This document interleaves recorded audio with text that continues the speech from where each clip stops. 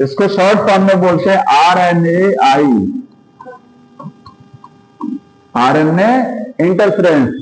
एक नाम है जीन साइलेंसिंग,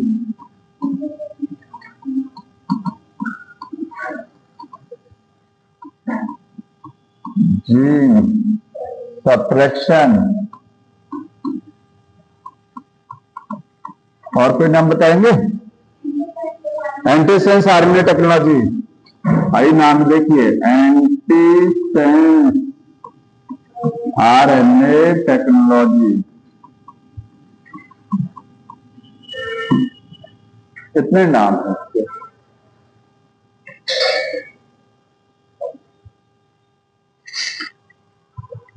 ये टॉपिक थोड़ा सा ध्यान समझिएगा, ठीक है?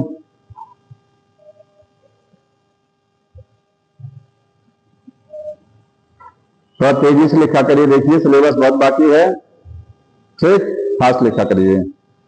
देखिए सबसे पहले एक चीज समझिए, जीन एक्सप्रेशन पता है क्या होता है? जीन एक्सप्रेशन क्या है?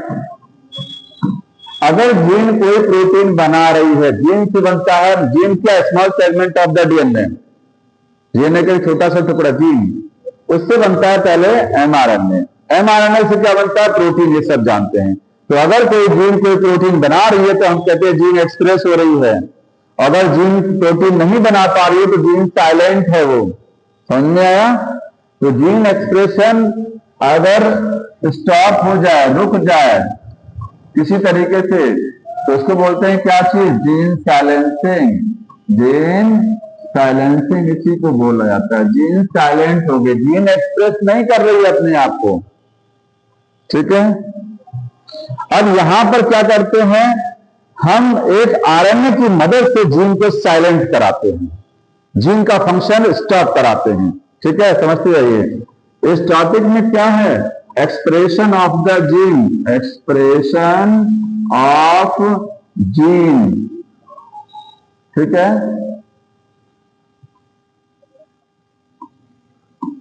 प्रिवेंट किया जाता है या फिर साइलेंट किया जाता है, silent by messenger RNA, by RNA लिखेंगे। आरएनए की मदद से हम जीन को साइलेंट कर देते हैं। और वो आरएनए कैसा होता है? डबल स्ट्रैंड आरएनए, ठीक है? कॉम्प्लीमेंट्री आरएनए, डबल स्ट्रैंड लिखेंगे, डबल स्ट्रैंड आरएनए। या आप ऐसे भी कह सकते हैं, देखिए इसमें सीधा सीधा हिसाब है कि एक डबल स्ट्रैंड एमआरएनए बनेगा, डबल स्ट्रैंड आरएनए बनेगा, ठीक है? या ऐसे भी कह सकते हैं कि डीएनए से बनता है, हम जानते हैं आरएनए, मैसेंजर आरएनए बनता है ना, उस मैसेंजर आरएनए से क्या बनती है? कोई प्रोटीन बनती है। तो अगर इस मैसेंजर आरएनए के कोई कॉम्प्लीमेंट्री हम आरएनए बना दें, क्योंकि जानते हैं जहां पर डबल स्ट्रैंड एमआरएनए हो जाता है उससे प्रोटीन नहीं बनती है, पता होना चाहिए। प्रोटीन हमेशा सिंगल स्ट्रैंड एमआरएनए से बनती है। तो अगर इस जो डीएनए से आरएनए बनता है, हमको पता है डीएनए से बनता है आरएनए, वो आरएनए कैसा होता है? एमआरएनए। अगर इस एमआरएनए का कोई कॉम्प्लीमेंट्री कहीं से खोज के ले आए, कॉम्प्लीमेंट्री का मतलब समझते हैं जोड़ीदार, जैसे जोड़ीदार का मतलब यहाँ ए है तो उसमें क्या होगा? सामने ये होगा दूसरे, यहाँ जी है तो उसमें सी, यहाँ सी है तो जी। तो अगर ऐसा आरएनए हम ले आए जो इसका कॉम्प्लीमेंट्री आरएनए हो तो वो क्या कर देगा? वो बना लेगा तुरंत डबल स्ट्रैंड एमआरएनए, और इस एमआरएनए से अब कुछ प्रोटीन नहीं बनेगी, इससे कोई प्रोटीन नहीं बनेगा। तो ये जीन का एक्सप्रेशन क्या हो जाएगा? रुक जाएगा, ये मैसेंजर आरएनए साइलेंट हो जाएगा। या कह सकते हैं जो जीन थी जिससे एमआरएनए बना था, वो जीन क्या है? कुछ बना नहीं पाएगी, वो साइलेंट रहेगी। समझ में आ रहा ना? तो आरएनए इंटरफेरेंस में हम एक कॉम्प्लीमेंट्री आरएनए की मदद से एक एमआरएनए के फंक्शन को स्टॉप करा देते हैं, ठीक है? ऐसे भी लिख दे रहा हूं, function of mRNA, function of mRNA, उसको स्टॉप किया जाता है, stop by complementary RNA, complementary RNA. उसका ही जोड़ीदार आरएनए कहीं से खोज के ले आते हैं, और वो जोड़ीदार आरएनए उस पर बाइंड कर जाएगा, बन जाएगा डबल स्ट्रैंड एमआरएनए, और डबल स्ट्रैंड से कभी प्रोटीन नहीं बनती है। लेकिन लिख सकते हैं double strand RNA do not translate, कहीं बॉक्स में लिख लीजिएगा कि double strand mRNA not translate, उसका ट्रांसलेशन नहीं होता है कभी, ट्रांसलेट मतलब उससे प्रोटीन कभी नहीं बनती है। तो इस टेक्नोलॉजी में यही होगा कि ये डबल स्ट्रैंड एमआरएनए को बनवाया जाएगा। ठीक, आरएनए इंटरफ्रेंस का मतलब समझते हैं। इंटरफ्रेंस का मतलब होता है बाधा उत्पन्न करना। किसमें हस्तक्षेप कर रहे हैं? हमारे पास जो डीएनए है, डीएनए से जो आरएनए बनता है और आरएनए से बनती है प्रोटीन, हम इस आरएनए के फंक्शन को रोक रहे हैं, इससे कुछ नहीं बनेगा, मतलब इसमें हस्तक्षेप कर रहे हैं। आरएनए का फंक्शन रोका जा रहा है, आरएनए को इंटरफियर किया जा रहा है। ठीक है, शॉर्ट फॉर्म में आरएनए आई का मतलब इंटरफ्रेंस। जीन साइलेंसिंग क्यों बोलते हैं? क्योंकि अगर आरएनए का फंक्शन रुक जाएगा, आरएनए कुछ प्रोटीन नहीं बना पाएगा। क्यों नहीं बना पाएगा? क्योंकि एक हम जोड़ीदार लाएंगे यहां। ठीक है, तो ये जो जीन थी जिसमें आरएनए बनाया, तो वो जीन का फंक्शन साइलेंट हो जाएगा, जीन साइलेंट हो जाएगी तुरंत। जीन सब्ट्रैक्शन क्यों बोलते हैं? सब्ट्रैक्शन का मतलब क्या होता है? उसके फंक्शन को घटा दिया जाता है। ठीक है, मिनिमाइज किया जाता है, सब्ट्रैक्ट किया जाता है। अब इसको कहां अब देखिए, ये जो टेक्नोलॉजी है, ये टेक्नोलॉजी हर यूकैरियोटिक सेल के पास में होती है। जैसे हमारे पास ईश्वर ने हमको एंटीबॉडी दिया है, हमारे शरीर में एंटीबॉडी बनती है ना, एंटीबॉडी डिजीज से लड़ने के लिए बनती है। ऐसे ही जितनी यूकैरियोटिक सेल होती हैं, जितनी भी यूकैरियोटिक सेल है, उनमें ये टेक्नोलॉजी ऑटोमेटिक नेचुरली काम करती है। एक लाइन लिखा है, पढ़ लीजिएगा कि all eukaryotic cell have a defence mechanism. सारी यूकैरियोटिक सेल में डिफेंस मैकेनिज्म काम करता है। ठीक है, और किसके अगेंस्ट में काम करता है? वायरस के इंफेक्शन के अगेंस्ट में। यूकैरियोटिक सेल में वायरस का इंफेक्शन ना हो पाए, इसके लिए यूकैरियोटिक सेल इस तकनीकी को यूज करती हैं। जब कोई वायरस अटैक करता है किसी यूकैरियोटिक सेल में, तो उस वायरस के, अब वायरस कौन सा होना चाहिए? वायरस जो आरएनए वाले होते हैं। जैसे मान लीजिए ये सेल है, इस पर कोई वायरस अटैक किया, वायरस में अगर मान लीजिए आरएनए है, तो यूकैरियोटिक सेल क्या करेगी? यूकैरियोटिक सेल इसके ये आरएनए जब यहां आएगा ना, तो यूकैरियोटिक सेल इसके अगेंस्ट में एक आरएनए बना देगी, और ये डबल स्ट्रैंड आरएनए हो जाएगा, और ये आरएनए कुछ नहीं कर पाएगा। मतलब वायरस का आरएनए सेल में पहुंच करके कोई प्रोटीन नहीं बना पाएगा, तो वायरस इसको नुकसान नहीं कर पाएगा। समझ रहे हैं ना? यहां पर मैं लिख दे रहा हूं, उसको अंडरलाइन कर लीजिएगा। यूकैरियोटिक सेल में, यूकैरियोटिक सेल जो होती है डिफेंस मैकेनिज्म। उनके अंदर क्या होता है? डिफेंस मैकेनिज्म काम करती है। वो मैकेनिज्म कौन सी है? यही वाली है, यही डिफेंस मैकेनिज्म है, जिसको क्या बोलते हैं? सेलुलर डिफेंस या आरएनए आई बोलते हैं। किसके अगेंस्ट में? अगेंस्ट वायरल इन्फेक्शन, या एक लिखा है ट्रांसपोजोन।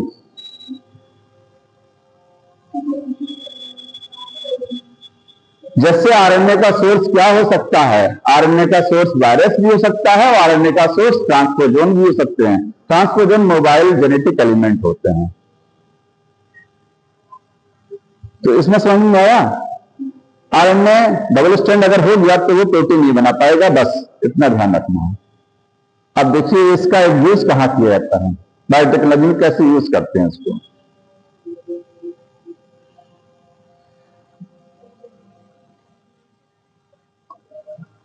देख लिए हैं, बढ़ा दें।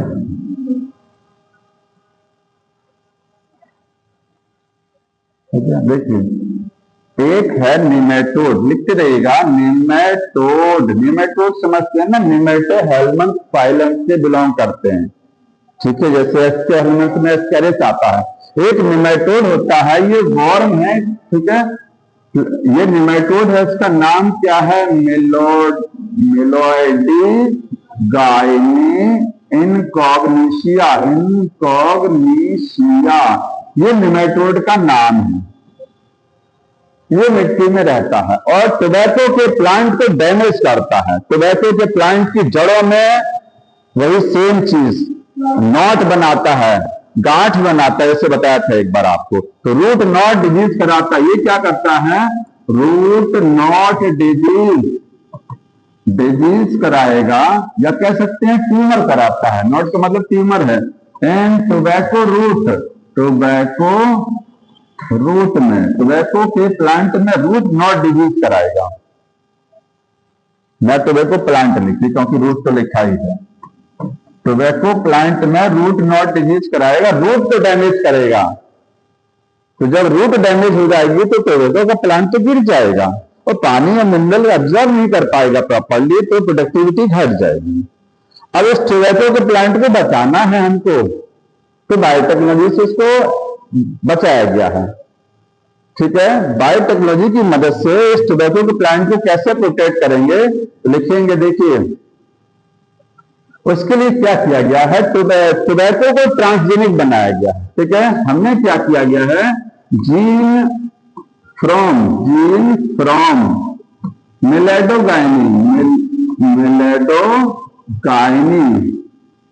मेलेडोगाइनी से जीन को ट्रांसफर किया है। ट्रांसफर इन टोबैको में मेलेडोगाइनी की जीन को क्या कर दिया गया, वहां से निकाल करके ट्रांसफर किया गया। कौन सी जीन? जो डिजीज करा रहे थे। ठीक है, इन्फेक्टिव जीन। कौन सी थी? इन्फेक्टिव जीन को, जिसकी वजह से डिजीज हो रही थी, उस जीन को इस नेमाटोड से निकाल करके कहां भेज दिया हमने? टोबैको में। और टोबैको को बना लिया ट्रांसजेनिक। ठीक, अब एक चीज और समझिए, ये लिखा हुआ है कि मेलेडोगाइनी की जीन को टोबैको में ऐसे ट्रांसफर करेंगे। तो ये लाइन समझ लीजिएगा, लाइन लिखी हुई है। जैसे मान लीजिए ये नेमाटोड था, ये क्या था? नेमाटोड था। हमने इसमें डीएनए होगा ना, इसमें सोचिए ये जीन है, ये वाली जीन है जिसकी वजह से इन्फेक्शन हो रहा था, जिसकी वजह से रूट में, टोबैको की रूट में इन्फेक्शन हो रहा था। तो हम इसकी इस वाली जीन को यहां से निकाल लेंगे। डबल स्ट्रैंड पार्ट होगा, याद रखिएगा। जीन कैसी होगी? डीएनए है, डबल स्ट्रैंड होगा। अब इस जीन को निकाल करके कहां भेजेंगे हम? टोबैको में। तो टोबैको के प्लांट मिट्टी सेल में हमने इसको भेजा, लेकिन भेजेंगे कैसे? सोचिए, प्लांट में जीन को भेज रहे हैं तो किससे भेजेंगे?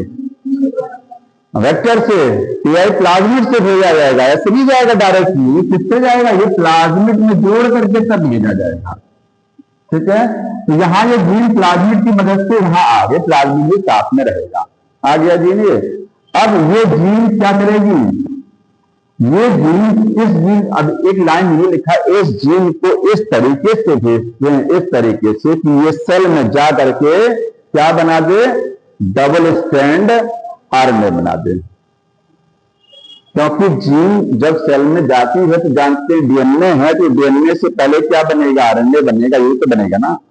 जनरली होता क्या है कि कोई भी डीएनए जब सेल में रहता है तो अगर वो प्रोटीन बनाना चाहता है तो क्या करेगा? तुरंत वो आरएनए बनाएगा, आरएनए सिंगल स्ट्रैंड। लेकिन हमारा काम क्या? हमको इसको इस तरीके से भेजना है कि यहां सेल में जाकर के वो एक आरएनए न बनाए, 2 आरएनए बनाए, डबल स्ट्रैंड आरएनए बनाए। समझ रहे हैं ना ये चीज?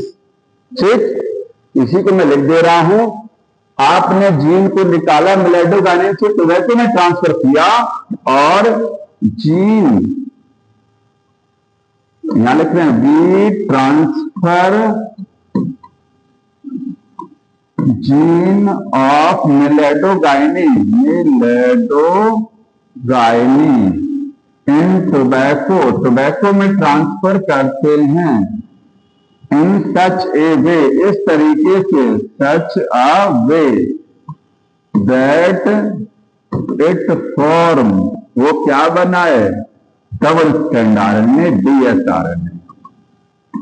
डीएस का मतलब क्या है? Double strand. ठीक, अब यहीं से इसके बाद में डायग्राम से समझा दे रहा हूं आपको। ठीक है, ये लाइन को अंडरलाइन कर लीजिएगा। इस तरीके से आप भेजेंगे जीन को मेलेडोगाइनी की कि टोबैको सेल में जाकर के वो डबल स्ट्रैंड आरएनए को बना दे। हो गया।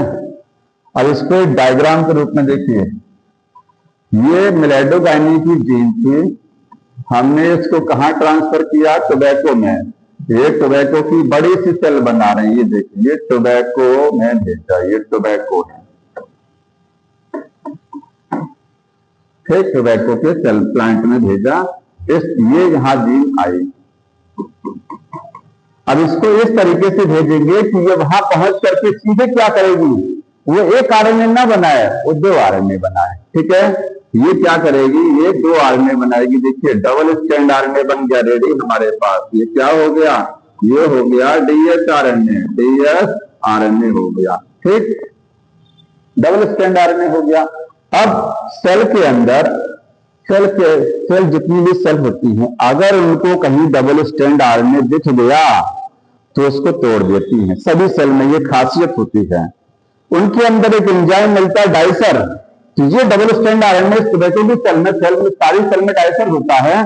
तो डाइसर क्या करेगा, इस डबल स्ट्रैंड आरएनए के छोटे छोटे टुकड़े बना दिए। ये देखिए, ये बन गए छोटे छोटे टुकड़े। ये सब आरएनए हैं, लेकिन टुकड़ों में टूट गया। किसने तोड़ा, डाइसर ने। डाइसर एंजाइम की मदद से, इसको लिख लीजिएगा, ये सब शायद नहीं लिखा होगा। डाइसर एंजाइम की मदद से आरएनए के छोटे छोटे टुकड़े बन जाएंगे। ठीक, इन छोटे छोटे टुकड़ों को बोलते हैं siRNA। क्या बोलते हैं, siRNA बोलते हैं, स्मॉल इंटरफियरिंग आरएनए। ये छोटे आरएनए हैं, देखिए यही आगे जाकर के अभी काम बिगाड़ेंगे, इंटरफेयर करेंगे। इसको लिख लीजिएगा शॉर्ट फॉर्म में, siRNA को क्या बोलते हैं, स्मॉल इंटरफियरिंग आरएनए।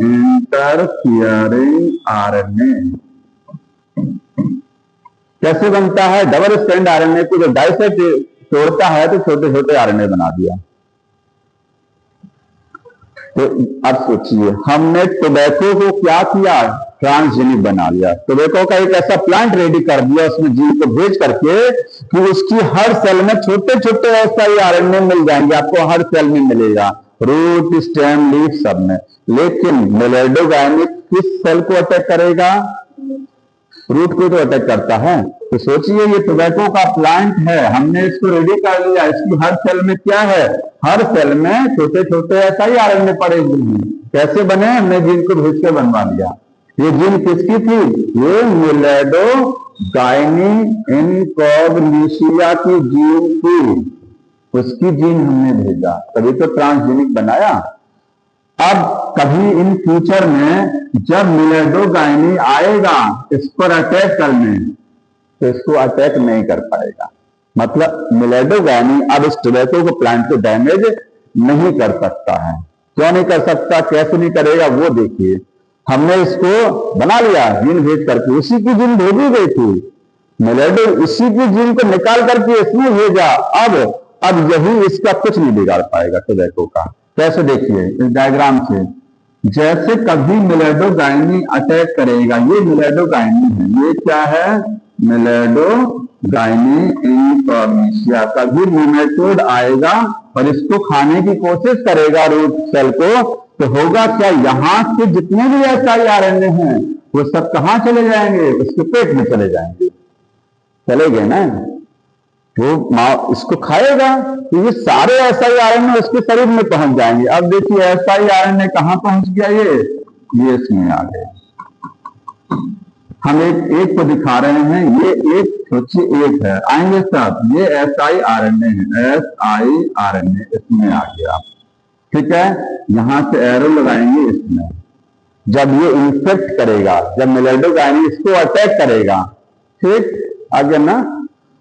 अब इसमें एक मिलेडोगाइनी में एक कॉम्प्लेक्स होता है, उसको बोलते हैं रिस्क, RISC कॉम्प्लेक्स है वो। तो ये देखिए रिस्क कॉम्प्लेक्स आएगा, ये इस पर बाइंड करेगा। ये क्या हो गया, RISC, ये RISC रिस्क, ठीक है, कॉम्प्लेक्स है, समझ में आया। ये इस पर बाइंड करेगा, जैसे बाइंड करेगा तो इसमें बताइए, एक चीज पता है कि डबल स्ट्रैंड आरएनए में एक सेंस स्ट्रैंड होता है और एक होता है एंटी सेंस स्ट्रैंड। जो 2 आरएनए हैं डीएनए में भी तो होता है। डीएनए में एक स्ट्रैंड होता है सेंस, एक होता है एंटी सेंस। इसमें भी दो है, एक सेंस स्ट्रैंड और एक एंटी सेंस आरएनए में। इसमें भी थे, एक सेंस था एक एंटी सेंस, टुकड़े बन गए तो सब में सेंस एंटी सेंस पहुंच गया। यहाँ पर दो स्ट्रैंड है, सेंस और एंटी सेंस। ये डिस्क क्या करेगा, इसमें से सेंस स्ट्रैंड को बाहर कर देगा, खत्म कर देगा, और एंटी सेंस को छोड़ देगा। ठीक है, एंटी सेंस बचा रहेगा। तो डिस्क क्या करेगा, ये डिग्रेड कर देगा, डिग्रेड सेंस स्ट्रैंड, सेंस को स्ट्रैंड को डिग्रेड कर देगा, एंड रिलीज करेगा, release anti sense, anti sense को छोड़ देगा। यही anti sense strand guide strand बोला जाता है, यही है गाइड स्ट्रैंड, इसी को बोलते हैं। तो एंटी सेंस जो स्ट्रैंड है, कहीं लिख लीजिएगा, ये मैंने कहीं आप अगर ऐसे बना रहे हैं तो ये लिखिएगा कि रिस्क करता क्या, रिस्क जो है डाइजेस्ट कर देगा, सेंस को खत्म कर देगा, ठीक है, और एंटी सेंस को बचाए रखेगा, सेंस को डिस्ट्रॉय कर देगा। एंटी सेंस को गाइड करेगा आगे जाकर के। एंटी सेंस को क्या बोलते हैं, यही है गाइड स्ट्रैंड, गाइड स्ट्रैंड बोलते हैं इसको। यहां तक आया।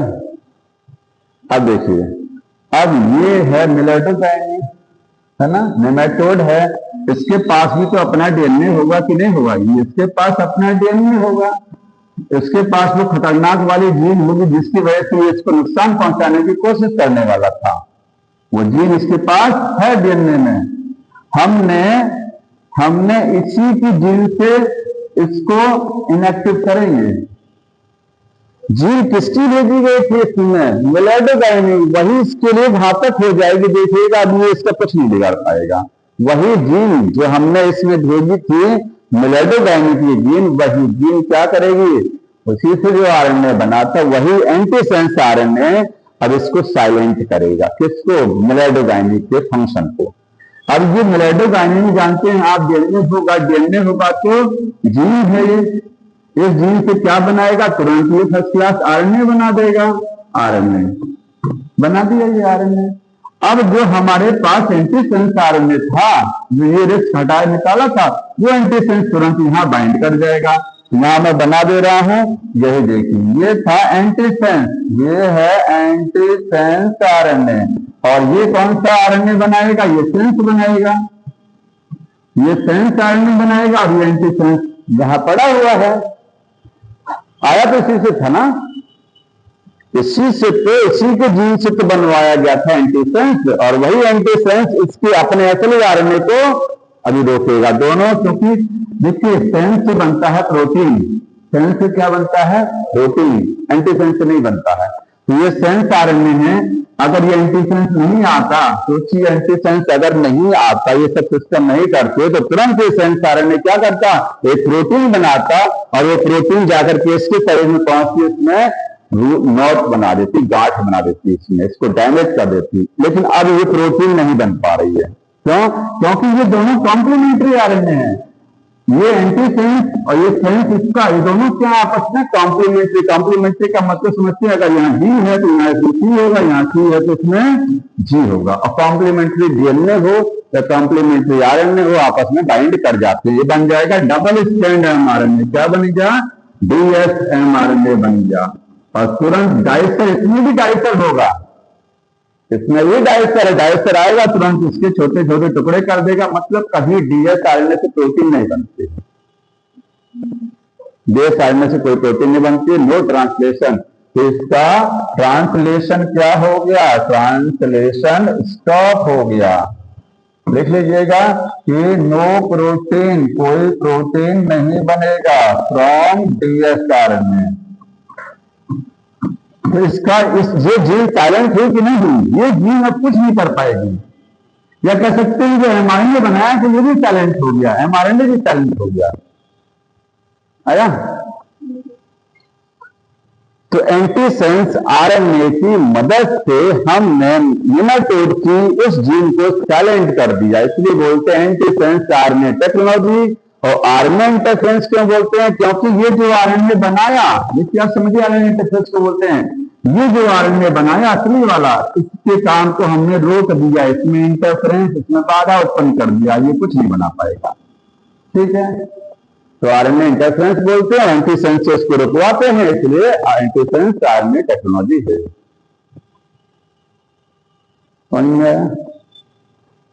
अब आगे देखिए आगे कौन सा है, मेडिकल में एप्लीकेशन। एग्रीकल्चर फिनिश हो गया। बायोटेक्नोलॉजी का एप्लीकेशन कहां पर, इन मेडिकल लाइन में। तो मेडिकल में क्या क्या करते हैं हम, रिकॉम्बिनेंट प्रोटीन बनाते हैं, रिकॉम्बिनेंट प्रोटीन बनवाते हैं, जिसको आप कह सकते हैं दवाइयां। बायोटेक्नोलॉजी की मदद से हम कुछ प्रोटीन बनाते हैं, प्रोटीन दवा का काम करती है, वो थेरेपेटिक एजेंट है। क्या है वो, थेरेपेटिक एजेंट, थेरेपेटिक एजेंट है, वो दवाइयां हैं, मेडिसिन है, मेडिसिन कह सकते हैं। मेडिसिन केमिकल से बनती है और ये प्रोटीन है। और क्या कर सकते हैं हम, जीन को ठीक कर सकते हैं, आगे पढ़ेंगे अभी। जीन थेरेपी कर सकते हैं हम, जीन थेरेपी करते हैं। और क्या करते हैं, डायग्नोसिस, किसी बीमारी को बहुत शुरुआती दौर में पता लगा लेते हैं, डायग्नोसिस ऑफ डिजीज कर सकते हैं। तो मेडिकल में अपना एप्लीकेशन जल्दी से पढ़ लीजिए। इतने काम है मेडिकल लाइन में बायोटेक्नोलॉजी के।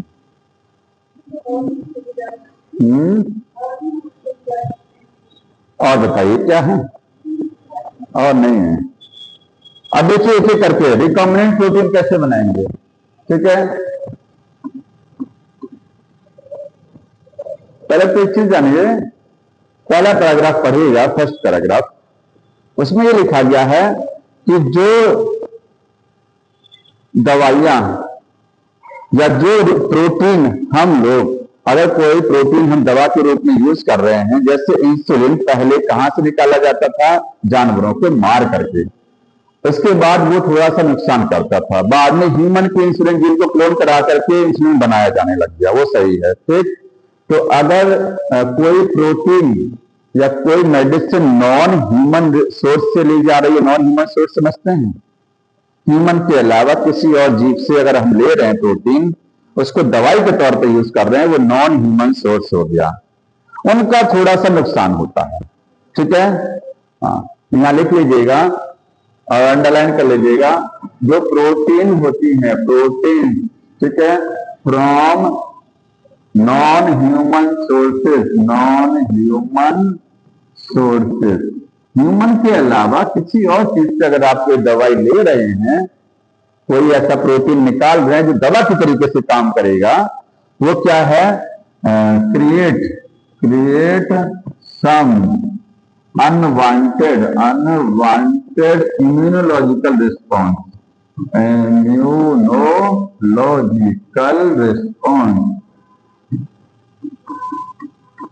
जैसे इंसुलिन जब जानवरों से निकाला जाता था पहले और उसको मनुष्य को दिया जाता था, बड़ी समस्या होती थी, एलर्जी होती थी, इम्यून सिस्टम डिस्टर्ब हो जाता था, क्योंकि वो तो जानवर का इंसुलिन है, हमारे शरीर में भेजा जा रहा है, तो इम्यून सिस्टम हमारा डिस्टर्ब हो जाता था, एलर्जी करा देता था। तो आया, तो ये लाइन बुक में लिखा गया है कि create some unwanted immunological response create होता है अगर नॉन ह्यूमन सोर्स से अगर आप कोई मेडिसिन बनवा रहे हैं, ले रहे हैं, आइसोलेट कर रहे हैं। फिर क्या किया गया, बायोटेक्नोलॉजी की मदद ली गई। तो बायोटेक्नोलॉजी से जो प्रोटीन बनाई जाती है वो क्या बोलते हैं, रिकॉम्बिनेंट प्रोटीन। तो रिकॉम्बिनेंट जो प्रोटीन्स हैं, ठीक है, जो दवाओं के तौर पे यूज की जाती हैं, वो कितनी है, टोटल 30 बनाई गई है। 30 थेरेपेटिक ड्रग्स बनाया गया है, ये ड्रग्स है। 30 जो है दवाइयां बनाई गई हैं बायोटेक्नोलॉजी की मदद से पूरे वर्ल्ड में, 30 तरीके की इन वर्ल्ड। और इंडिया में कितनी मार्केट की जा रही है, 12 इन इंडिया। इंडिया में 12 दवाएं ऐसी, मेडिसिन ऐसी हैं जो बायोटेक्नोलॉजी से बनाई गई हैं, इसको मार्केट में सप्लाई कराया गया है। ठीक है, हमको पढ़ना क्या है, इंसुलिन कैसे बनाते हैं। ठीक है, तो रिकॉम्बिनेंट इंसुलिन समझते हैं कैसे बनाया जाता है बायोटेक्नोलॉजी से इंसुलिन। तो इंसुलिन प्रोडक्शन, इंसुलिन। पहले थोड़ा इंसुलिन के बारे में समझिए। पहले इंसुलिन जानवरों को मार करके उनके पैंक्रियाज से निकाला जाता था। तो अर्लियर शुरुआत में क्या होता था, इंसुलिन कहां से लेते थे, इंसुलिन फ्रॉम स्लाउटेड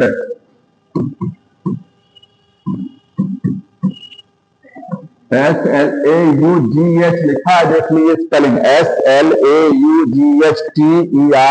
स्लाउटेड एनिमल। हाँ कैटल्स लिख सकते हैं या एनिमल। जैसे पिग हो गया, सुअर, उसको मार करके उसके पैंक्रियाज से इंसुलिन निकाला जाता था और ह्यूमन को दिया जाता था जब टेक्नोलॉजी नहीं थी। लेकिन इसका थोड़ा सा नुकसान था। इसका ड्रॉबैक क्या था, इसका जो ड्रॉबैक था, वो ये था कि ये एलर्जी कॉज करा देता था ह्यूमन में, क्योंकि ये ह्यूमन का तो है नहीं है। कैसे किसी की किडनी किसी में लगाइए तो सेट नहीं होती है, तो वो तो जानवर का ले रहे हैं हम, तो एलर्जी कॉज होती थी। दूसरा, इससे कुछ इथिकल इश्यूज जनरेट होते थे, एलर्जी होती थी और सम इथिकल इश्यूज। इथिकल इश्यूज समझते हैं, बताइए क्या है। अरे ये जानवर का हम क्यों लगवाएं अपने शरीर में, पेट का सुअर का जो है इंजेक्शन लगवाएंगे हम, नहीं, खराब चीज है। तो इससे मोरल डाउन होता था, एथिकल इश्यूज जनरेट होते थे, इसीलिए इसको बंद कर दिया गया। तो उसके बाद इंसुलिन कहां से निकाले, अब देखिए थोड़ा इंसुलिन के बारे में स्ट्रक्चर देख लीजिए पहले, तब बताते हैं आगे। इसकी जो स्ट्रक्चर होती है इंसुलिन की, इंसुलिन जब कोई एनिमल बनाता है तो वो इमेच्योर फॉर्म में बनाता है, चाहे हम बना रहे हैं चाहे कोई जानवर, ठीक है। इंसुलिन जो प्रोड्यूस होता है वो प्रोड्यूस इन इमेच्योर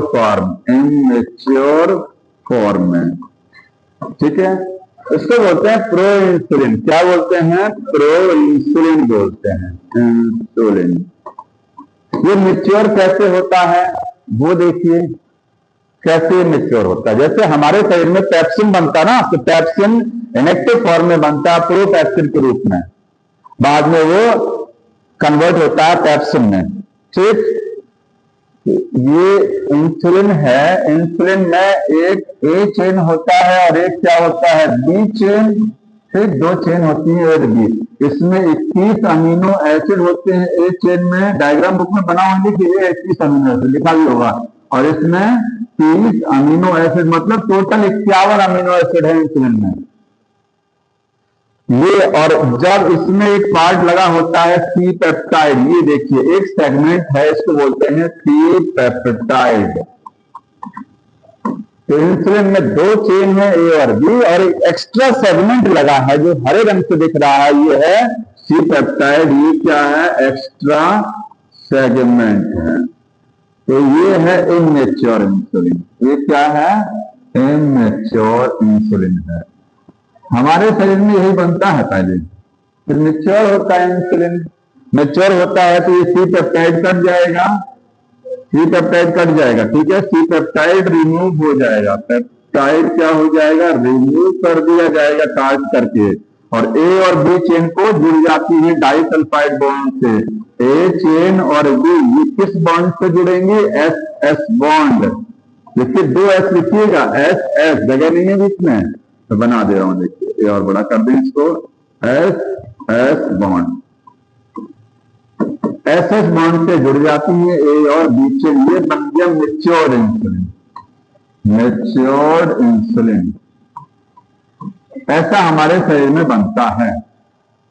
तो सी पेप्टाइड को हटाया जाता है बस। अब साइंटिस्टों ने क्या सोचा, क्यों ना ह्यूमन की इंसुलिन बनाने वाली जीन को निकाला जाए और उससे इंसुलिन बना लिया जाए। समझ में आ रहा ना, देख लिए यहां तक, समझते भी रहिए।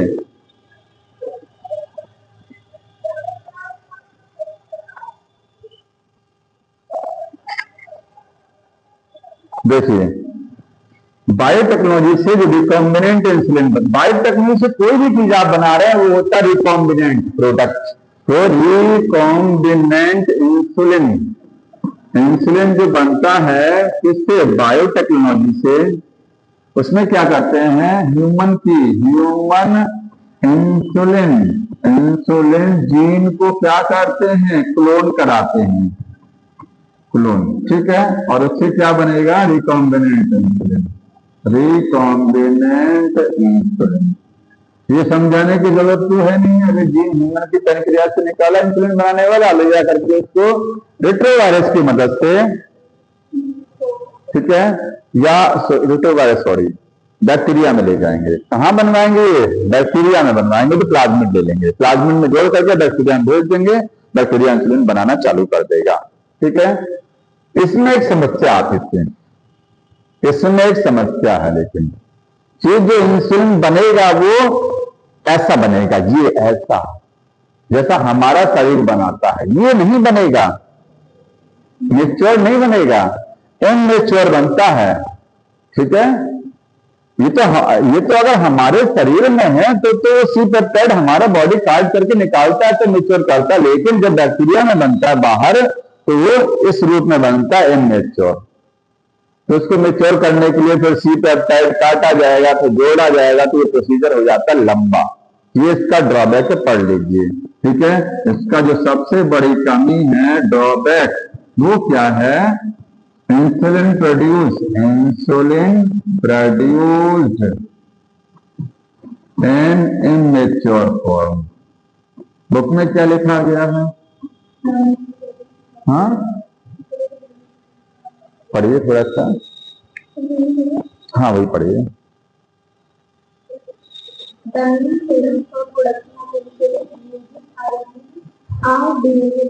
आरडीएनए टेक्नोलॉजी यही तो है।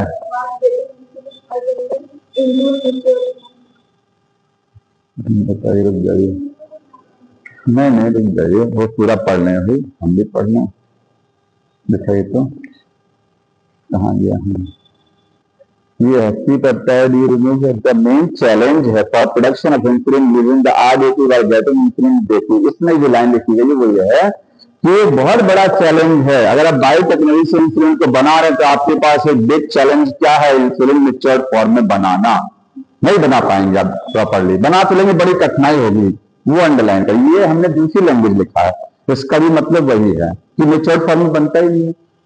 सबसे बड़ा चैलेंज क्या है, इंसुलिन को मेच्योर्ड फॉर्म में बनाना, ये बिग चैलेंज है।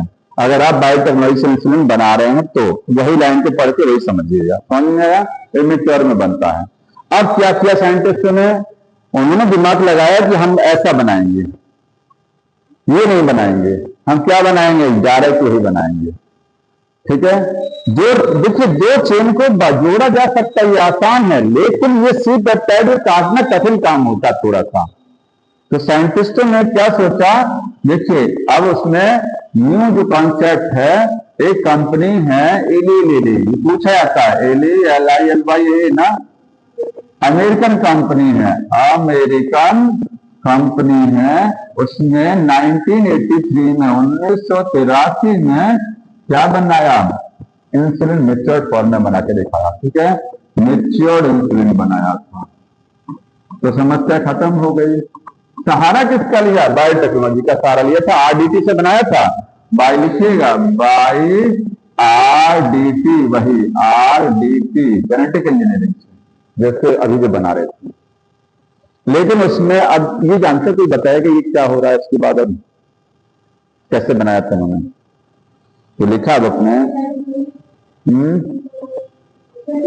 तो बताइए, लाइन को पढ़ के हमको समझाइए थोड़ा सा, बताइए जी।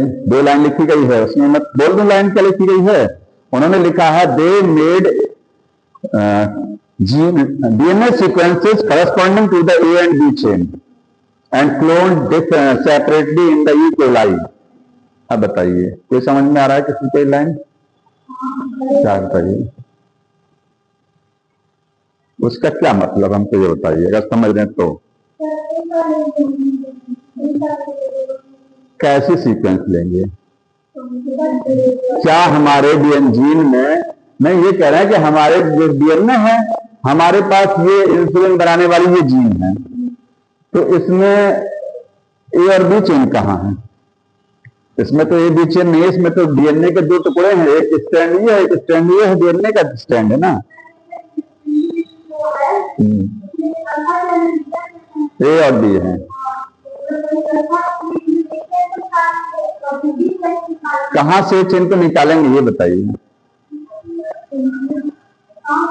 कहां से चेन को लाएंगे? हमारे जीन तो ये है ना, ये चेन कहां से लेके आएंगे? पहले क्या करते थे, अब तक क्या किया गया था? अब तक ये जीन को निकाला ह्यूमन से, पैनक्रियास से, ये जीन सीधे आरएनए बनाती थी, ठीक है। इस जीन को सीधे ले जाकर के उन्होंने भेज दिया कहां? बैक्टीरिया में। सोचिए, इस जीन को भेज दिया बैक्टीरिया में, जैसे बैक्टीरिया का डीएनए है ये, इसमें ले जाकर के जीन को जोड़ दिया, ये वाली, ठीक है, जोड़ दिया। अब ये क्या करेगी? एमआरएनए बनाएगी, एमआरएनए से प्रोटीन बनेगी, तो प्रोटीन बनेगी तो उसमें दो चेन बनेगा, ए और बी बनेगा, एक पार्ट रहेगा एक्स्ट्रा सी। लेकिन अब इसमें क्या करना है?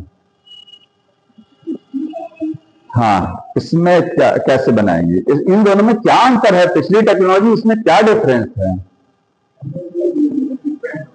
हाँ, इन्होंने डीएनए का सीक्वेंस, देखिए ध्यान सुनिएगा, जैसे हमको पता है, बहुत ध्यान समझिए, इन्होंने लिया था ई कोलाई लिया था, इन्होंने जैसे हमको पता है कि दो चेन है हमारे पास, ए और बी, जानते हैं इंसुलिन में, ये भी पता है कि ए में 21 अमीनो एसिड है, बी में 30 है, और कौन सा अमीनो एसिड किस नंबर पर है ये सब पता है।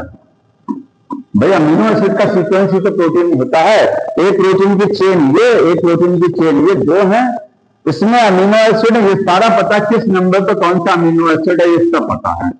तो क्या आप बताइए, इस ए चेन के अकॉर्डिंग और बी चेन के अकॉर्डिंग डीएनए बना सकते हैं?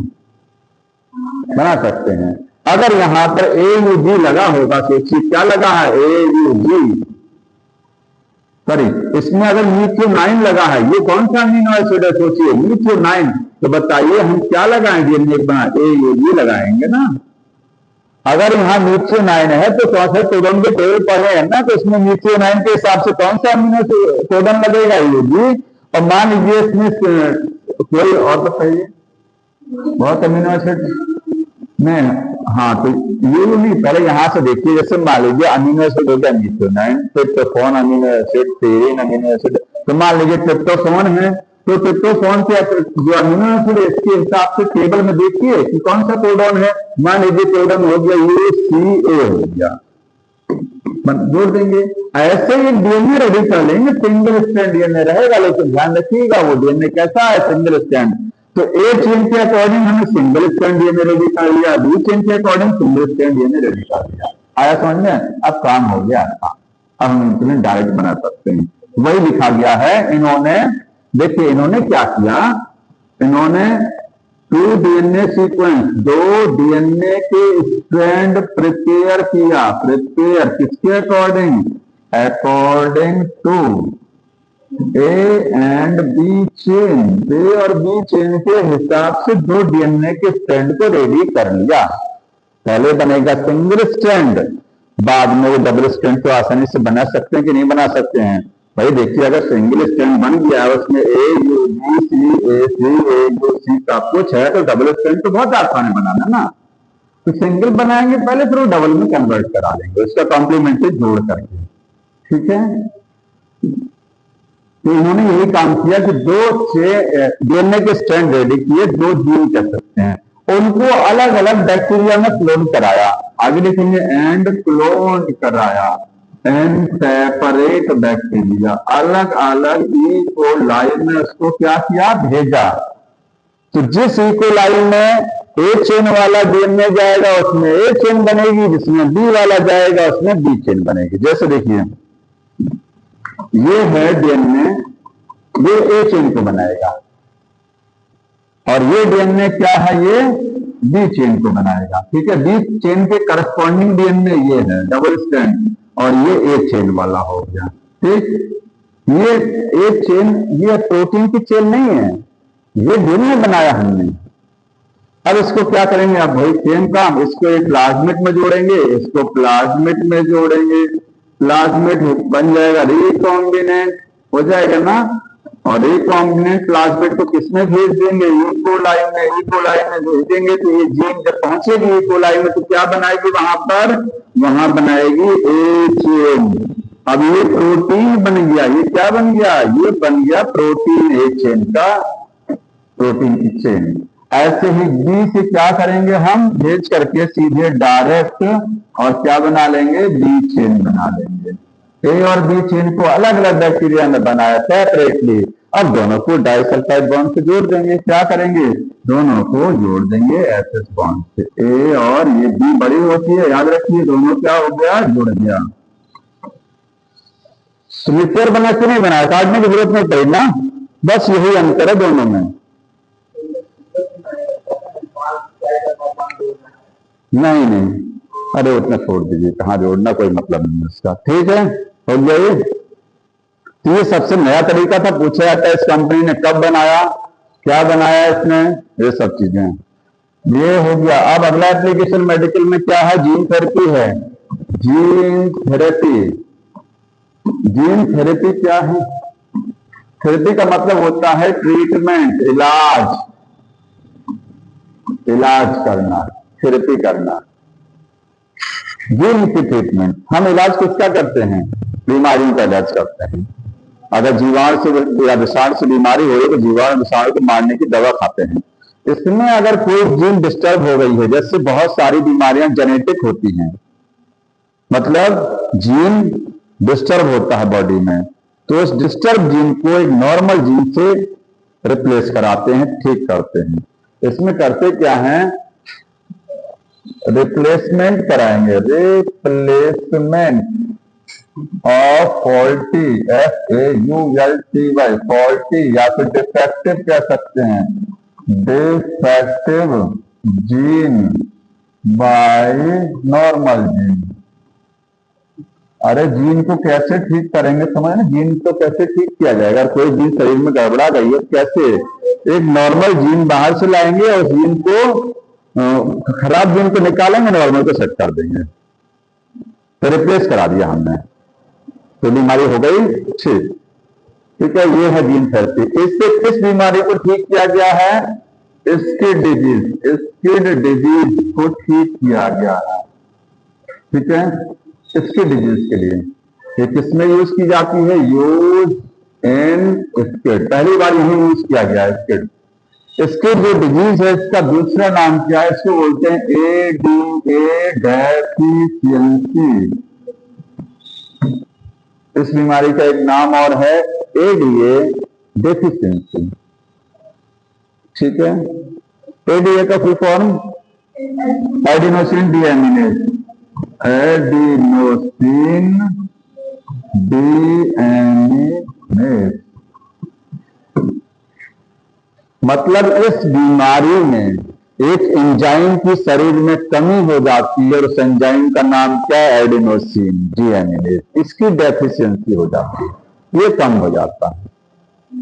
तो क्यों कम होता है सोचिए, क्योंकि जो जीन इस एंजाइम को बनाती है उस जीन में क्या हो जाता है, म्यूटेशन, जिस वजह से ये एंजाइम नहीं बनता। तो ये एंजाइम क्यों होता है, due to gene mutation, mutation. ठीक है, जो एंजाइम जीन इस एंजाइम को बना रही है शरीर में, उसमें हो जाता है चेंज और ये एंजाइम नहीं बनता है। तो एंजाइम नहीं बनेगा तो बताइए समस्या क्या आएगी, समस्या ये आएगी कि क्योंकि ये एंजाइम, ये जो एडिनोसिन डीएमिनेज जो एंजाइम है, ये एंजाइम टी लिम्फोसाइट को मैच्योर कराता है, टी लिम्फोसाइट को क्या करता है, मैच्योर करता है। हमारी जो टी सेल है, WBC, जो एक तरीके की WBC, उसको डेवलप कराता है। ये एंजाइम जब कम पड़ जाएगा तो टी सेल डेवलप नहीं करेगा। ठीक है, अगर इसकी डेफिशिएंसी हो जाएगी, ठीक है, इन डेफिशिएंसी होगी तो ये क्या होगा, लिम्फोसाइट जो है, टी लिम्फोसाइट, वो क्या होंगी, नॉट डेवलप नहीं होंगी। टी लिम्फोसाइट में डेवलपमेंट नहीं होगा, हमारा इम्यून सिस्टम कमजोर हो जाएगा। क्या हो जाएगा, इम्यून सिस्टम वीक हो जाएगा, और कमजोर हो जाएगा तो बीमारी अटैक करेगा, जैसे एड्स में होता है। यही तो होता है ना, टी सेल, एड्स वायरस क्या करता है, टी सेल को ही तो डैमेज करता है। ठीक, तो उसकी एड्स की तरीके से एक बीमारी ये है। वो एक एड्स वो बीमारी पड़ती है, और ये जेनेटिक बीमारी है, याद रखिए। ये जेनेटिक, वो जेनेटिक नहीं है, लेकिन ये जेनेटिक बीमारी में आता है। ठीक है, ये प्राइमरी इम्यूनोडेफिशिएंसी है, और एड्स सेकेंडरी इम्यूनोडेफिशिएंसी में आता है। प्राइमरी समझते हैं जो बाय बर्थ होती है बीमारी, जो बचपन से हुई है वो प्राइमरी है, और जो जन्म के बाद होती है वो सेकेंडरी होती है, तो एड्स सेकेंडरी इम्यूनोडेफिशिएंसी है। इसका फुल फॉर्म देख लीजिए, इसको बोलते हैं सीवियर कंबाइंड इम्यूनोडेफिशिएंसी। सीवियर का मतलब खतरनाक वाला है, कंबाइंड का मतलब संयुक्त रूप से, इम्यूनोडेफिशिएंसी का मतलब इम्यून सिस्टम कमजोर हो जाता है। ठीक है, ये प्राइमरी इम्यूनोडेफिशिएंसी लिख लीजिएगा। एड्स सेकेंडरी वाला होता है, प्राइमरी इम्यूनोडेफिशिएंसी है, बाय बर्थ होती है, कॉन्जेनाइटल है। जो बीमारियां बाय बर्थ होती हैं उसको कॉन्जेनाइटल बोलते हैं। क्या बोलते हैं? कॉन्जेनाइटल, इनबॉर्न डिजीज, इसको कह सकते हैं इनबॉर्न डिजीज, बचपन से है inborn disease, by birth disease, congenital. समझ में आ रहा है?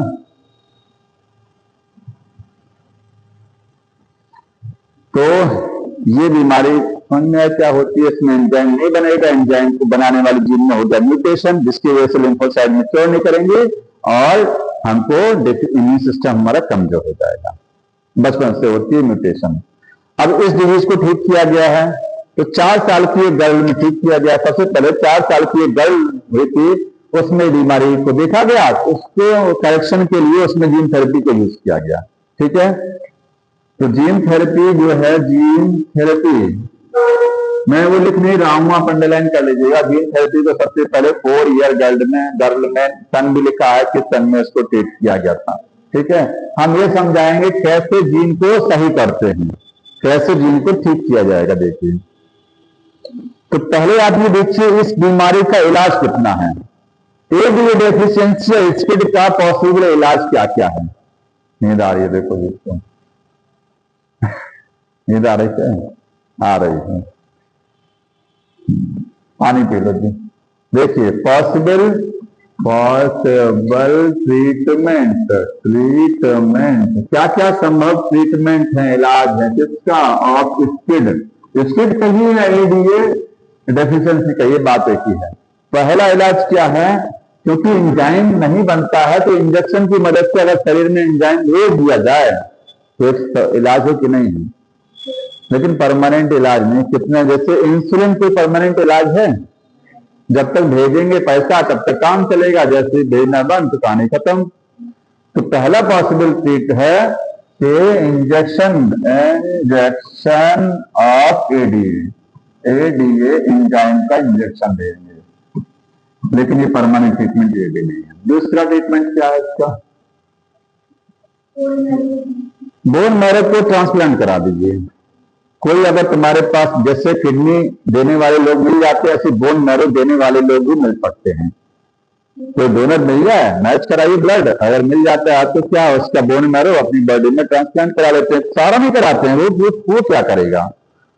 किडनी तो 2 में से 1 ली जाती है, तो काम चलता है। ऐसी बोन मैरो जब निकालते हैं तो थोड़ी सी बोन मैरो निकालते हैं, बाकी तो आपके ठीक ठाक है, जो खराब है उनको हटा करके ठीक वाले को भेजेंगे। तो क्योंकि बोन मैरो से ही तो ब्लड बनता है। ब्लड इसी आरबीसी कहां से बनता है? बोन मैरो, हड्डी के अंदर जो आपका बोन मैरो है उसको जो है रिप्लेस करा देते हैं। तो दूसरा तरीका है bone marrow transplantation. Bone marrow transplantation, ये भी परमानेंट इलाज नहीं है, क्योंकि ये इमॉर्टल नहीं है ना, अमर नहीं है ये सेल। जिस सेल को आप बाहर से शरीर में आपने भेजा वो इमॉर्टल नहीं है, समझ गया? लाइफ टाइम काम नहीं करेंगे। तीसरा तरीका क्या है कि जो लिम्फोसाइट खराब हुई है, जो लिम्फोसाइट खराब हुई हैं उनको शरीर से निकालिए, और उनमें जैसे मान लीजिए ये डिफेक्टिव लिम्फोसाइट है, टी सेल है, शरीर से निकाले जाते हैं। इनके अंदर जो जीन डिस्टर्ब है, ठीक है, उसको ठीक करेंगे। तो जेनेटिकली इंजीनियर्ड लिम्फोसाइट की जेनेटिक इंजीनियरिंग की जाती है, लिम्फोसाइट को ठीक किया जाता है, करेक्ट किया जाता है और फिर उसको बॉडी में भेजते हैं, तो रिट्रोवायरस की मदद से करते हैं। तो तीसरा ये है कि जेनेटिकली इंजीनियर्ड लिम्फोसाइट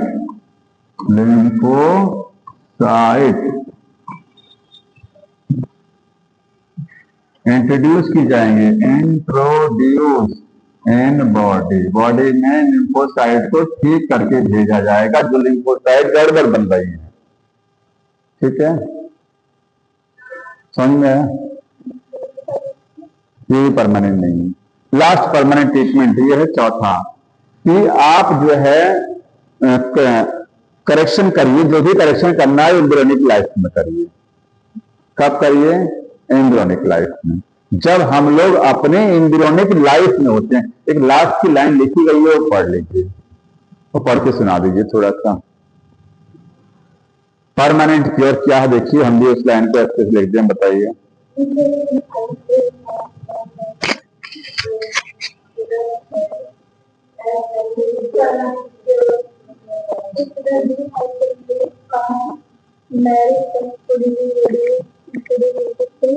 कहाँ गया?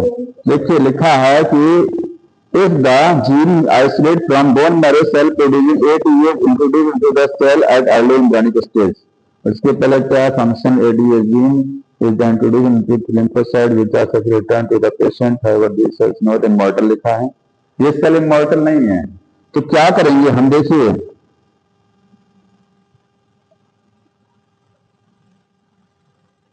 gene isolate from marrow cells producing the ADAs introduced into the cells at early embryonic cell stage में gene isolated from bone marrow producing the ADAs introduced। अच्छा देखिए ये लिख लीजिएगा, ये जो लिम्फोसाइट है ये इमॉर्टल नहीं है। ये क्या है? Not immortal. तो परमानेंट क्योर ये है कि बोन मैरो की जो सेल है, बोन मैरो की सेल, ठीक है, उसको करेक्ट कराएंगे कब? अर्ली, उसको एम्ब्रियोनिक कंडीशन में, शुरुआती दौर में। तो कैसे पता लगेगा? जब जन्म हुआ ही नहीं तो कैसे पता लगेगा बीमारी है? बताइए, एम्ब्रियोनिक कंडीशन में कैसे पता लगेगा डिजीज है? बीमारी का पता कब लगता है? जब जन्म होता है बच्चे का। उसके पहले कैसे पता लग जाएगा? एम्ब्रियोसेंटेसिस टेक्निक है, जेनेटिक डिसऑर्डर को पता लगाने वाली एक तकनीक है कि शुरुआती दौर में ही जेनेटिक डिसऑर्डर पता लग जाएगा। ठीक है, तो लास्ट का जो बुक में लिखा गया है तो वही लाइन आप लिख लीजिएगा। परमानेंट क्योर में वही है कि हाँ, बोन मैरो की सेल को करेक्ट कराया जाएगा अर्ली एम्ब्रियोनिक कंडीशन में। ठीक,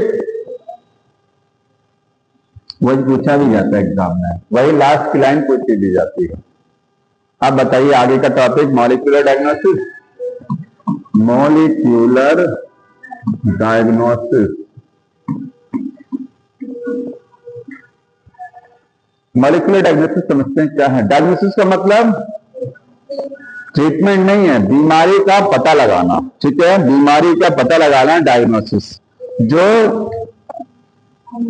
ट्रेडिशनल, पहले लिखिएगा, जो ट्रेडिशनल डायग्नोसिस हम लोग जो डायग्नोसिस कराते हैं, जब बीमार पड़ते हैं डॉक्टर के पास जाते हैं, वो हमारी डायग्नोसिस करता है, बीमारियों का पता लगाता है कौन सी बीमारी है।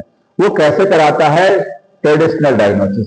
उसमें क्या करेगा? या तो ब्लड सैंपल ले लेगा या यूरिन का सैंपल ले लेगा। ठीक है, तो हम उसमें डायग्नोसिस कराते हैं या तो सीरम से कराते हैं और या तो यूरिन का सैंपल से। सीरम क्योंकि ब्लड का ही एक पार्ट है, पार्ट ऑफ ब्लड। समझ रहे ना सीरम क्या होता है? कोई बताएगा?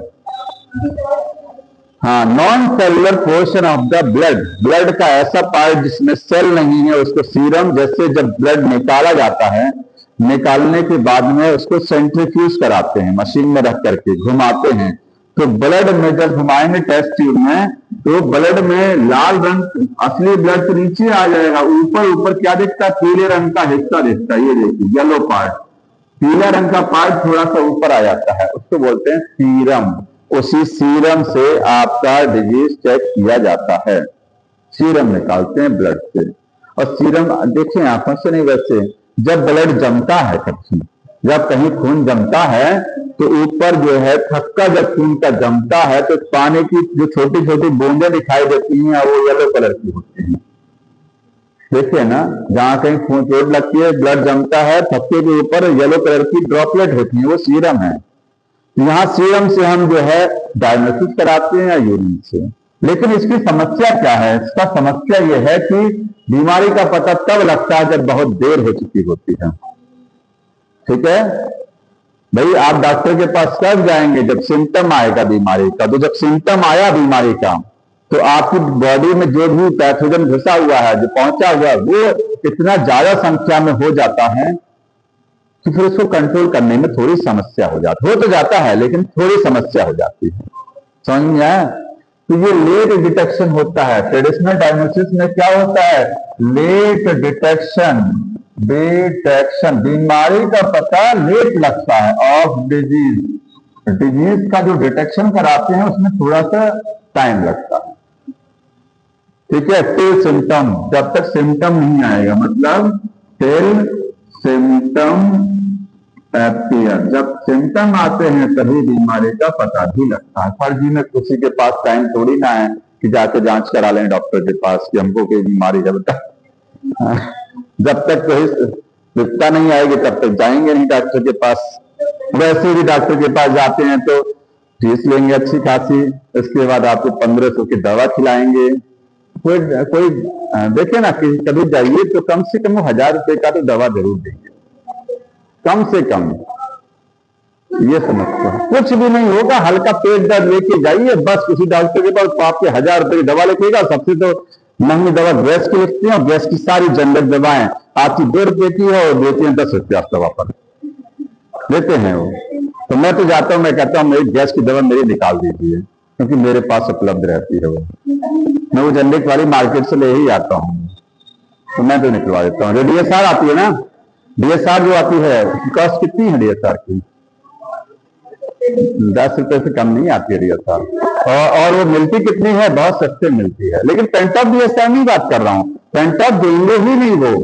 पेंटॉप ब्रांडेड है, वो जनरिक देंगे, सेटिंग वाला दवा। सेटिंग वाला सस्ता आता था। नहीं कुछ नहीं कहेंगे, उनसे चाहे वो दवा निकलवा लो, किनारे कर दो, हम इतनी रह जाएंगे। ठीक है, उसमें सबसे ज्यादा बिल जानते हैं उसी दवा से बनता है, सबसे अच्छा खाता बिल जो बनता है गैस से। तो लेट डिटेक्शन। अब देखिए बीमारी को शुरुआती दौर में कैसे पता लगाया, ये सिम्टम ही नहीं आ रहा है तो इससे करेंगे। इससे क्या करते हैं? Early detection. Early detection of disease. Disease का पता शुरुआती दौर में करेंगे जब माइक्रोब या पैथोजन आपकी बॉडी में बहुत कम है। ठीक है, उस समय क्या होगा? पैथोजन जो होगा वेरी लेस नंबर, उसकी संख्या क्या होगी? बहुत कम संख्या में मौजूद रहेगा। तब भी हम पता लगा लेंगे बहुत कम संख्या में पैथोजन है, उसको भी पकड़ में आ जाएगा तुरंत इससे। अब ये 3 तरीके से कर सकते हैं डायग्नोसिस। ठीक है, बायोटेक्नोलॉजी का सहारा लेंगे। देखिए पहला मेथड्स, देखिए इसके जो मेथड्स हैं, वो पहला मेथड है पीसीआर, दूसरा है डीएनए प्रोब और तीसरा है एलाइजा।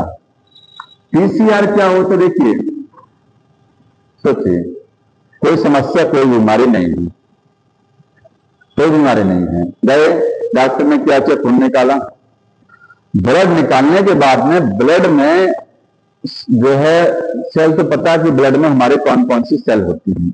अगर कोई ऐसी चीज है कि वो बैक्टीरिया कोई पहुंच चुका है इनके शरीर में, सोचिए कि ब्लड सैंपल निकाला गया, इस ब्लड सैंपल में ये एड्स का वायरस है, कम संख्या में है, तो क्या करेंगे? सेल को निकालते हैं, जितनी भी सेल निकाले हैं सारे सेल के डीएनए को तोड़ेंगे, सबका डीएनए निकाल लेंगे, तो इसमें इसका भी डीएनए आ जाएगा ना। बैक्टीरिया का या वायरस का डीएनए होगा कि नहीं होगा? तो यहाँ ही डीएनए निकाल लिया हमने। पीसीआर में क्या करते हैं हम लोग? हम लोग जो ब्लड सैंपल होता है, ब्लड सैंपल, उससे क्या करते हैं, उससे डीएनए आइसोलेट कराते हैं। ठीक है। अगर HIV इंटर किया है तो आरएनए पहले भेज देता, क्योंकि आरएनए वायरस से कोई आरएनए जाकर के डीएनए में कन्वर्ट होता ना, कन्वर्ट तो डीएनए में होता है। डीएनए आइसोलेट करेंगे और डीएनए को मल्टीप्लाई कराएंगे किससे? By PCR। तो ये चूंकि डीएनए की संख्या पैथोजन की इतनी कम है कि वो डिटेक्ट नहीं हो पा रहा है, लेकिन जब PCR से मल्टीप्लाई करा लेंगे हम, तो हमारे पास क्या हो जाएगा, बहुत सारे डीएनए हो जाएंगे। उसकी बहुत सारी कॉपी रेडी करा लेंगे। तो जो कॉपी हमारे पास ढेर सारी होगी तो वो हम पता लगा लेंगे कि वो किस बीमारी का पैथोजन का डीएनए है, क्योंकि हमने मल्टीपल कॉपी बना लिया। पहले कॉपी उनकी कम थी, उनकी संख्या कम थी, वो किसी भी टेस्ट से पकड़ में नहीं आ रहे थे।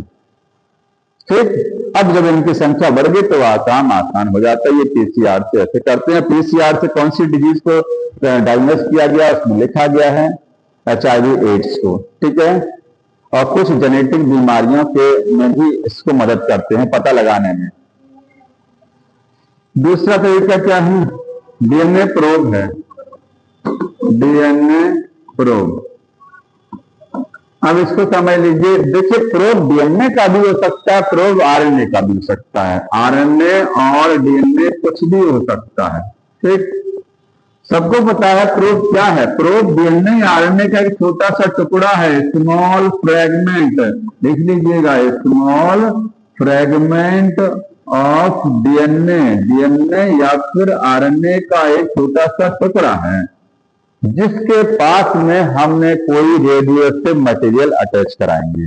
तो जो प्रोब है लेते हैं, तो प्रोब का मतलब ही होता है सिंगल स्ट्रैंड डीएनए और सिंगल स्ट्रैंड आरएनए का टुकड़ा। ये कैसा होता है, सिंगल स्ट्रैंड। हम जो प्रोब ले रहे हैं ये रेडियो लेबल्ड लेते हैं, रेडियो एक्टिव मटेरियल को अटैच करा करके साथ में। प्रोब का मतलब तो केवल इतना ही है। ठीक, डीएनए आरएनए का सिंगल स्ट्रैंड का छोटा सा टुकड़ा प्रोब हो गया। इस पर क्या अटैच कराएंगे, इस पर अटैच कराएंगे हम radio active material. Radio active material को अटैच करा लिया। ठीक है, अब देखिए ये हमारे पास डीएनए का एक सिंगल स्ट्रैंड टुकड़ा आ गया। इसमें कुछ सीक्वेंस होगा कि नहीं होगा, सोचिए। इसमें CGATCA होगा ना कोई सीक्वेंस। हमने इस पर क्या अटैच करा लिया, हमने इस पर एक छोटा सा रेडियो एक्टिव मटेरियल अटैच करा लिया। इसी से पहचानवाएंगे, जहां जहां ये जाएगा तुरंत पकड़ में आ जाएगा, इसीलिए अटैच कराया गया ये। आप कैसे बीमारी पता लगाएंगे इससे, आप समझिए बीमारी कैसे पता लगाएंगे। आपके पास ब्लड सैंपल, वही सेम चीज, ब्लड सैंपल निकालेंगे। ब्लड में से क्या करेंगे, डीएनए को निकालेंगे सेल से। डीएनए को सिंगल स्ट्रैंड में कन्वर्ट कराएंगे। याद रखिए, डीएनए अगर पैथोजन का डीएनए है, ये किसका है, पैथोजन का डीएनए है, वो डबल स्ट्रैंड तो होगा ही, उसको सिंगल स्ट्रैंड बनवाएंगे। क्या बनवाएंगे हम, सिंगल स्ट्रैंड में कन्वर्ट कराएंगे। ठीक, डबल स्ट्रैंड डीएनए को किसमें कन्वर्ट करा लिया हमने, सिंगल। अब यहां मैं एक बना दे रहा हूं, उसको आप समझ जाएंगे। देखिए, हो गया, यहां तक हो गया, बढ़ जाए। देखिए, ये आपके पास था double strand DNA. Double strand होता ही है डीएनए। ये किसका डीएनए है, पैथोजन का है, वेट से निकाला है। कम है संख्या में, नहीं पकड़ में आ रहा, ये ऑफ पैथोजन का है। लेकिन हमको तो नहीं पता ना पैथोजन का है। अगर यही पता हो जाता तो फिर पता लग जाता ना कि किसी बीमारी का पैथोजन गया है।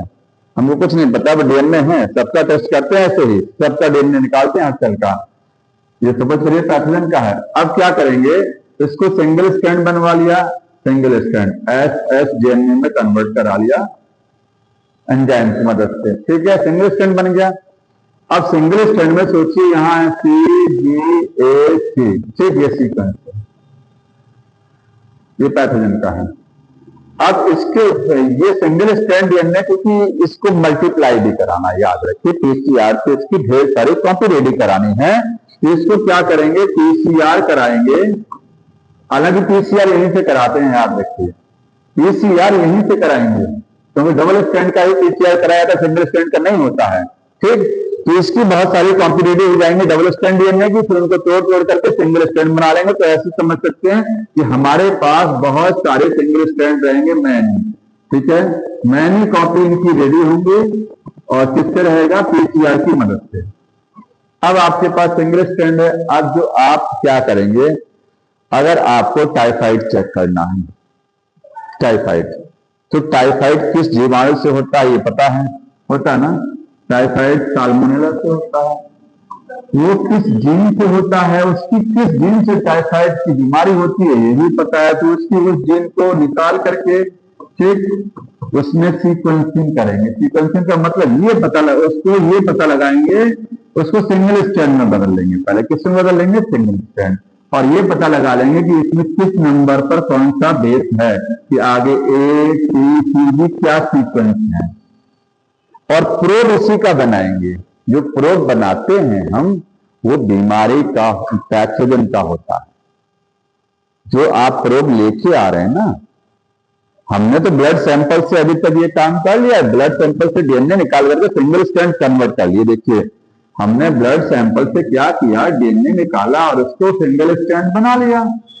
अब आपको चेक करना है जिस भी बीमारी का उस बीमारी के पैथोजन से डीएनए लेकर के उसको सिंगल स्ट्रैंड बना लीजिए बस। और उस पर क्या कर लीजिए, अटैच करा लीजिए रेडियोएक्टिव मटेरियल। तो उस बीमारी का, उस पर्टिकुलर डिजीज का ये प्रोब हो गया। अब इसको यहां अप्लाई कर दीजिए तुरंत। अप्लाई जब करेंगे तो देखिए, अगर डबल स्ट्रैंड जहां जहां बाइंड किया, इसका मतलब ये जो डीएनए है ये ब्लड से लिया गया था ना, ये डीएनए किसका था, पैथोजन का था। मतलब वो पैथोजन ब्लड में है, क्योंकि उसका रहेगा तभी तो ये बाइंड करेगा। हम बाहर से उस पैथोजन का डीएनए सिंगल स्ट्रैंड बना करके प्रोब जोड़ करके यहां अप्लाई करा रहे हैं, और एक ब्लड में उसका डीएनए पहले से पड़ा हुआ है। ब्लड में पैथोजन पहले से गया है ना, तो वो भी पैथोजन यही तो है। तो अगर उसी का रहेगा तो ये तुरंत डबल स्ट्रैंड बन जाएगा। अगर डबल स्ट्रैंड बना, ध्यान सुनिएगा, डबल स्ट्रैंड बना तो जाहिर सी बात है कि पैथोजन बॉडी में है। और अगर कॉम्प्लीमेंट्री बेस पेयरिंग नहीं हुई तो पैथोजन ब्लड में नहीं है। हाँ हाँ बताइए कहाँ है वो, सर पीछे से कि बताइए क्या कर रहे हैं।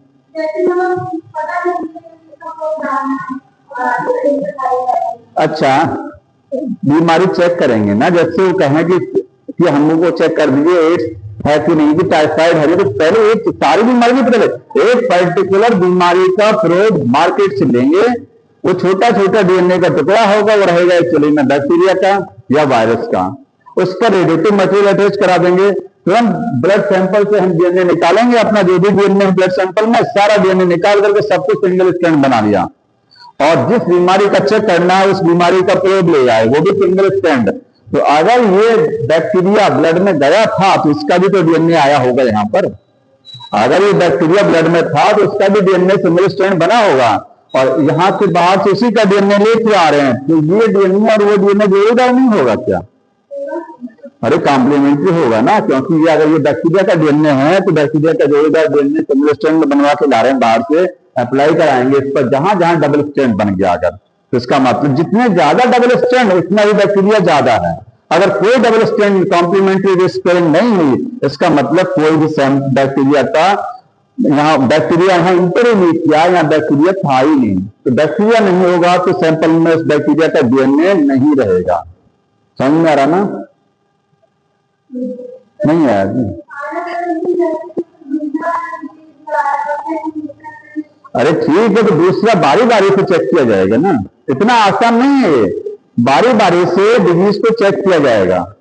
और एक चीज जानिए, खतरनाक बीमारियों को जो चेक कराते हैं, ठीक है, ऐसे थोड़ी ना है कि वो हल्की फुल्की बीमारी बॉडी में हो रही है उसको आप चेक कराएंगे, इतनी महंगी टेक्निक है। भयंकर बीमारियों को चेक कराया जाता है इससे। समझ में आया? चलिए उसी का डीएनए लेंगे जो अनक्योरेबल डिजीज हैं, उन्हीं को चेक करते हैं, सबको नहीं चेक करते हैं। सबको चेक करेंगे तो डॉक्टर क्या करेंगे? फिर उनकी दुकान चलनी चाहिए, नहीं चलनी चाहिए। हाँ, समझ में आया? तो यहां पर एक चीज ये पूछ सकते हैं कि देखिएगा कहाँ डबल स्टैंड बना है, कहाँ दिखेगा? देखिए इधर। इसीलिए हमने जो वहां से लाए थे सिंगल स्टैंड, ये वाला सोच के हरा वाला लाए थे, ये पैथोजन का लाए थे बाहर से, ये सब प्रोब अटैच करा के लाए थे। देखो बेटा, कैसे पता लगेगा डबल स्टैंड बना कहीं? तो ये पैथोजन का डीएनए जो बाहर से मिलाया गया था हरा वाला, उसके साथ प्रोब हमने रेडिएटिव मटेरियल जोड़ा हुआ है। ठीक, वो रेडिएटिव मटेरियल जहां होने की वजह से तुरंत जो है ये दिख जाएगा कि यहाँ डबल स्टैंड बना, इसलिए रेडिएटिव मटेरियल जोड़ा गया उस पर। समझ में आ रहा ना? इसको बोलते हैं ऑटो रेडियोग्राफी। इस टेक्निक को ऑटो रेडियोग्राफी, प्रोब की मदद से डबल स्टैंड, प्रोब की मदद से उसका जोड़ीदार डीएनए पहचानना। प्रोब की मदद से, प्रोब सिंगल स्टैंड है, जोड़ीदार डीएनए जहां रहेगा वहां बाइंड कर जाएगा, पहचानना, इसी को बोलते हैं ऑटो रेडियोग्राफी। समझ में आया? तीसरी टेक्निक और देख लीजिए, इलाइजा है। जी बुक में लिखा गया है, पढ़ लीजिएगा। इलाइजा में समझ लीजिए क्या। देखिए अब इलाइजा में टाइम तो खत्म हो रहा है, देख लीजिए थोड़ा सा। शुरुआती में कुछ बता देते हैं। इलाइजा की फुल फॉर्म क्या होती है? एंजाइम, लिख लीजिए जहां तक हो पाएगा। एंजाइम लिंक्ड इम्यूनोसॉर्बेंट ऐसे, इम्यूनोसॉर्बेंट ऐसे ASSAY। और इस ऐसे का मतलब कोई बताएगा क्या है? ये ऐसे क्या है? जो निबंध वाला ऐसे नहीं है। यहाँ ऐसे का मतलब टेस्ट है। इस ऐसे का मतलब क्या है? टेस्ट, परीक्षण करना, टेस्ट करना। तो इस टेक्निक में हम एंजाइम की मदद लेते हैं। किसकी? एंजाइम की मदद लेते हैं। और ये टेक्निक हमारे इम्यून सिस्टम से संबंधित है। किससे संबंधित है? Immune system. Antibody immune system का पार्ट है कि नहीं है? है। एंटीजन इम्यून सिस्टम से संबंधित है। तो यहां पर हम एक चीज देखेंगे कि एंटीजन एंटीबॉडी का इंटरेक्शन देखेंगे। मतलब इस टेक्निक में डिजीज को कैसे पता लगाया जाता है? तो इसमें ब्लैंक लिखा, देखिए पढ़िएगा। इसमें हम क्या पता लगाते हैं? डिटेक्ट करते हैं एंटीजन एंटीबॉडी इंटरेक्शन।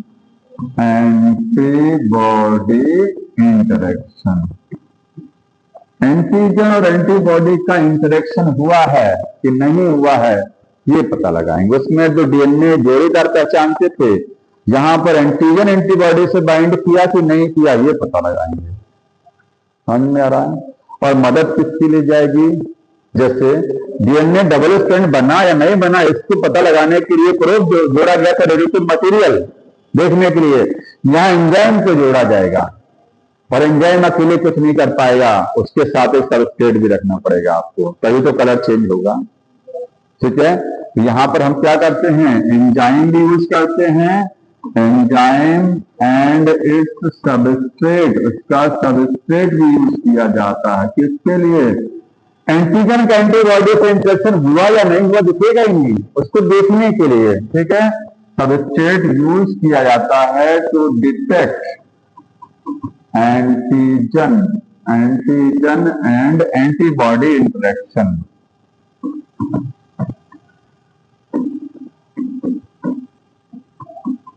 ये समझ में आ रहा ना? ये वाला क्वेश्चन आता है कि इस टेक्निक में क्या चीज, किस पर आधारित है ये टेक्निक? क्या चीज आप देख के पहचानते हैं बीमारी? एंटीजन एंटीबॉडी इंटरेक्शन हुआ कि नहीं हुआ? अब वो हुआ या नहीं हुआ, वो कैसे पता लगेगा? वो पता लगेगा एंजाइम और सबस्ट्रेट मिलाएंगे। ठीक है? जितना ज्यादा कलर चेंज, क्योंकि एंजाइम सबस्ट्रेट को प्रोडक्ट में कन्वर्ट करेगा और कलर चेंज दिखाई देगा। इसमें इलाइजा में कौन कौन सी बीमारियां, HIV स्टेज हुआ है। ठीक?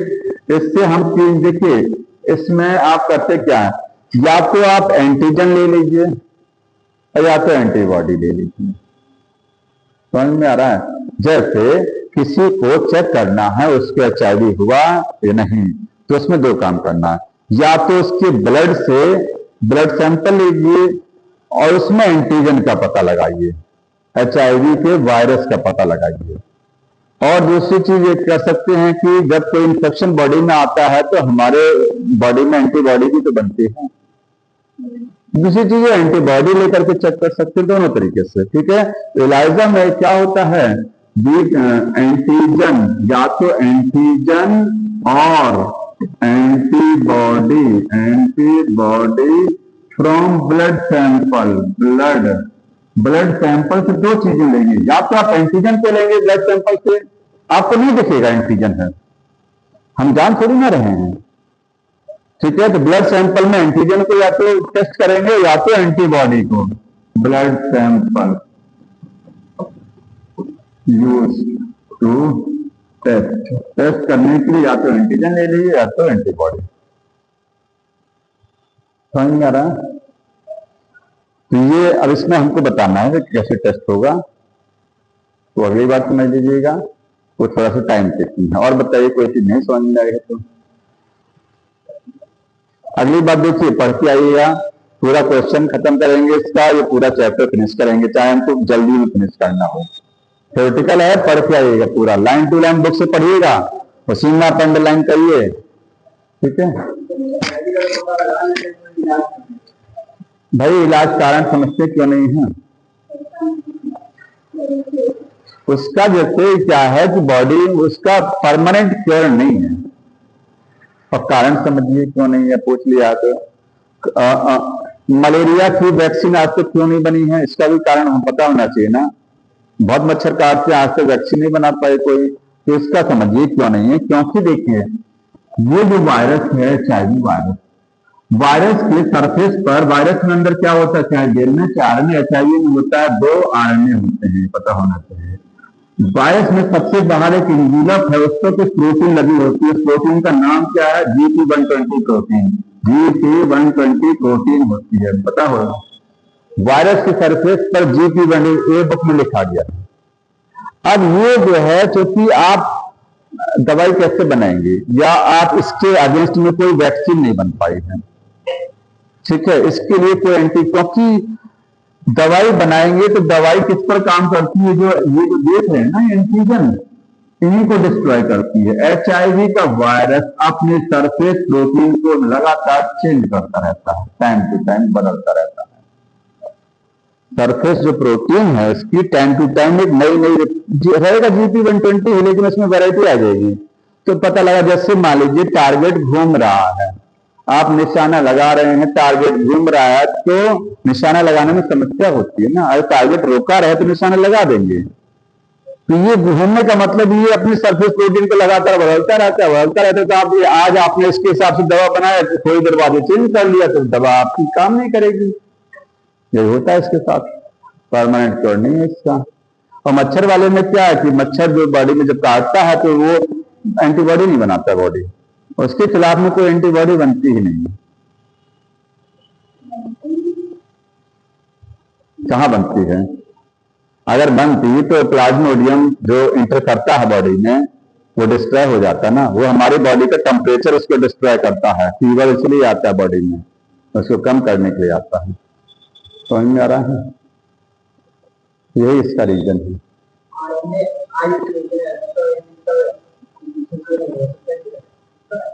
अरे वो नहीं होगा ना, अभी तक इसका यही है कि इसी वजह से ये जो है नहीं इसका परमानेंट क्योर हो पाया है। बाकी मेडिसिन तो इसको डिले करने के लिए है ही।